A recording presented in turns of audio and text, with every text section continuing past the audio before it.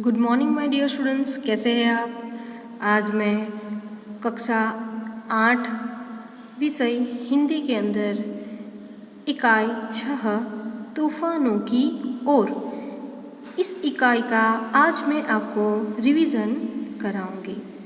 सबसे पहले इसके एमसीक्यूज जो है वह हम देखते हैं। फर्स्ट, तूफानों की ओर काव्य के कवि का नाम क्या है। तूफानों की ओर काव्य के कवि का नाम क्या है। ए शिवमंगल सिंह सुमन, बी गोपालदास नीरज, सी महादेव शर्मा, डी सूर्यकांत त्रिपाठी निराला। तो क्या आंसर आएगा। ए शिवमंगल सिंह सुमन, शिवमंगल सिंह सुमन। सेकेंड, हमें जीने की नई राह कौन दिखाते हैं। हमें जीने की नई राह कौन दिखाते हैं। ए सज्जन, बी बाधाएं, सी गुरु और डी संत। तो हमें जीने की नई राह बाधाएं दिखाती है, बी बाधाएं। थर्ड, सागर ने क्या उगला है। सागर ने क्या उगला है। ए पानी, बी मछली, सी जंतु, डी विष। तो क्या आंसर आएगा। सागर ने क्या उगला है। तो सागर ने विष उगला है, सागर ने विष उगला है। फोर्थ, किसमें रहकर सोना निखरता है। किसमें रहकर सोना निखरता है। ए पानी में, बी सागर में, सी राजमहल में, डी आग में। तो आंसर क्या आएगा। डी आग में, डी आग में। फिफ्थ, कौन कभी थकता नहीं है। कौन कभी थकता नहीं है। ए नाविक, बी श्रमिक, सी भाविक और डी यात्रिक। तो आंसर क्या आएगा। ए नाविक, ए नाविक। नेक्स्ट,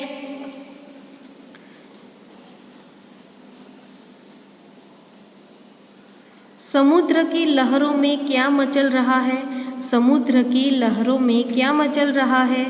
ए बचपन, बी यौवन, सी विष, डी बुढ़ापा। तो क्या आंसर आएगा। समुद्र की लहरों में क्या मचल रहा है।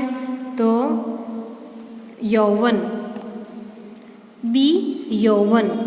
नेक्स्ट, जीवन में कभी कभी किसका प्यार मिलता है। जीवन में कभी कभी किसका प्यार मिलता है।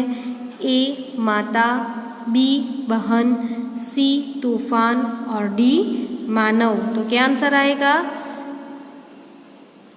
सी तूफान, सी तूफान।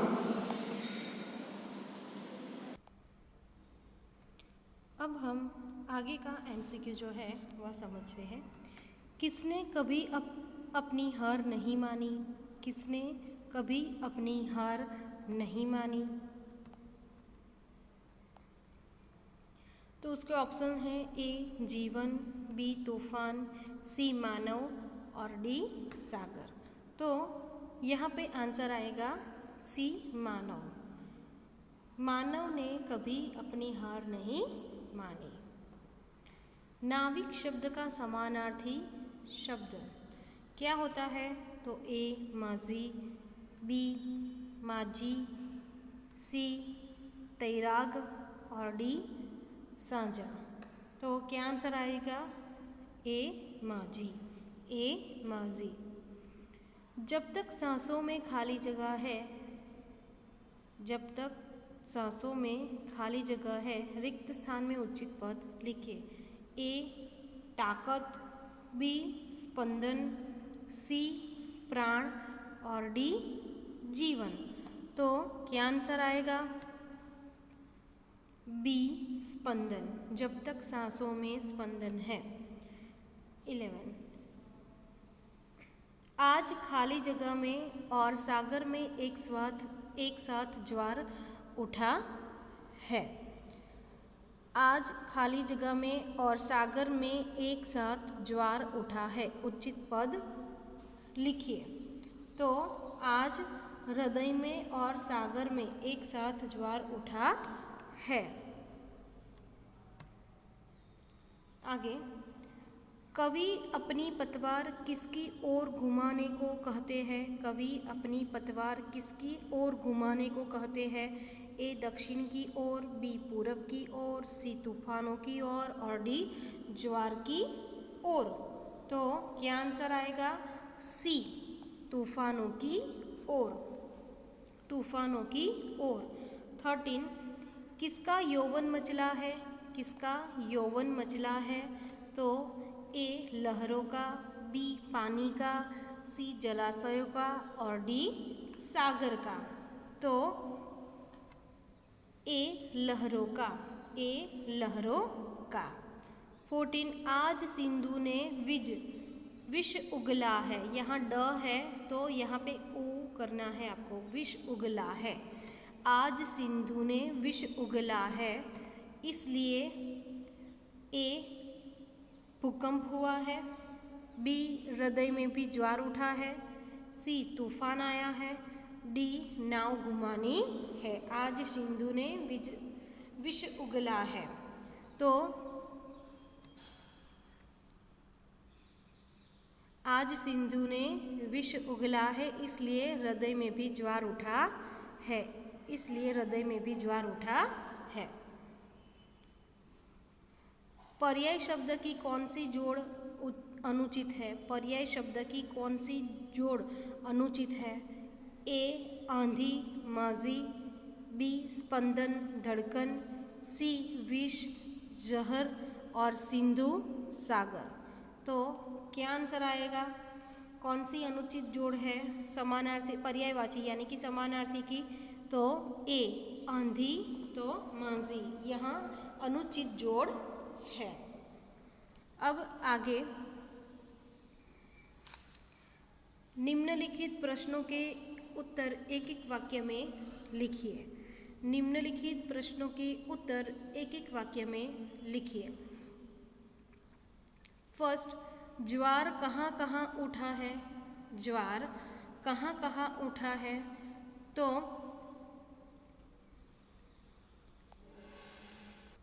तो इसका आंसर है कि ज्वार समुद्र में और कवि के हृदय में उठा है। ज्वार समुद्र में और कवि के हृदय में उठा है। सेकंड, समस्या आने पर हमें क्या करना चाहिए? समस्या आने पर हमें क्या करना चाहिए?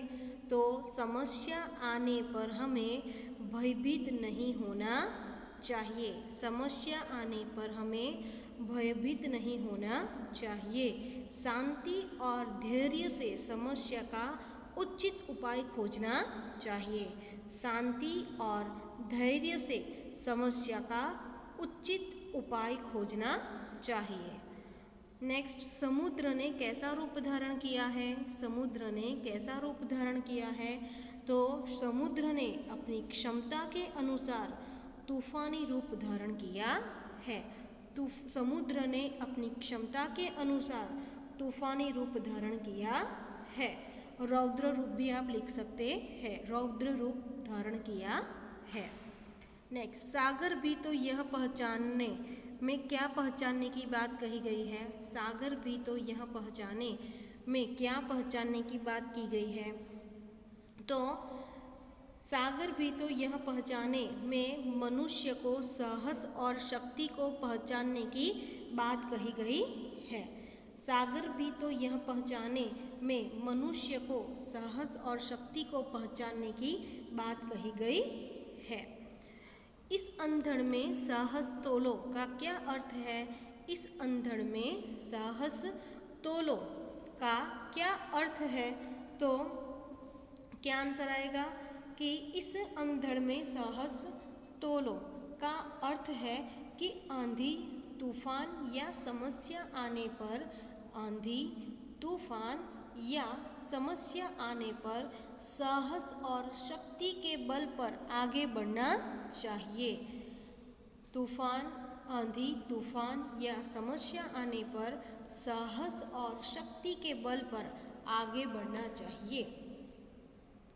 नेक्स्ट, विशेषण बनाइए। विशेषण बनाइए। तो यहाँ पर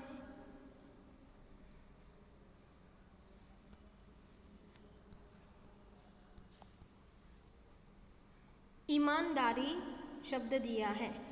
ईमानदारी, तो उसका विशेषण क्या होगा? ईमानदार। ईमानदार। आप चाहे तो मेरे साथ साथ मैं बोलती हूँ आपको, मेरे साथ आप लिख सकते हैं अपनी नोटबुक के अंदर।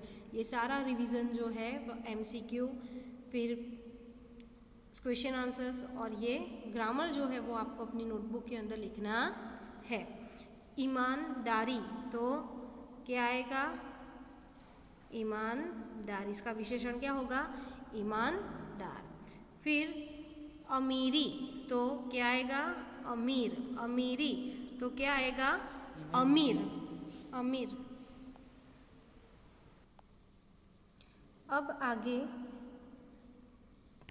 ऊंचाई। ऊंचाई, तो उसका विशेषण क्या होगा? ऊंचा। उसका विशेषण क्या होगा? ऊंचा। तो यहाँ पर ऊंचाई है, तो यहाँ क्या आएगा? ऊंचा। विशेषण कौन सा आएगा? ऊंचा। फिर दूसरा वीरता। वीरता, तो उसका विशेषण आएगा वीर। उसका विशेषण आएगा वीर। शब्द समूह के लिए एक एक शब्द लिखिए। शब्द समूह के लिए एक एक शब्द लिखिए। फर्स्ट, नाव चलाने की तिकोनी लकड़ी। नाव चलाने की तिकोनी लकड़ी को क्या कहते हैं? तो क्या कहते हैं? पतवार। पतवार। जिसकी कोई सीमा न हो। जिसकी कोई सीमा न हो, तो असीम। असीम। समुद्र में पानी का बढ़ना। समुद्र में पानी का बढ़ना, ज्वार। समुद्र में पानी का बढ़ना, उसका शब्द समूह के लिए एक शब्द होता है ज्वार। समुद्र में पानी का घटना। समुद्र में पानी का घटना, तो भाटा। तो भाटा। आगे लिंग परिवर्तन कीजिए। लिंग परिवर्तन कीजिए। कवि, तो कवित्री। कवि का लिंग परिवर्तन क्या होगा? कवित्री। पुजारी, तो पुजारिन। पुजारी, तो पुजारिन। बच्चा, तो बच्ची। बच्चा, तो बच्ची। मोर, तो मोरनी। मोर, तो मोरनी।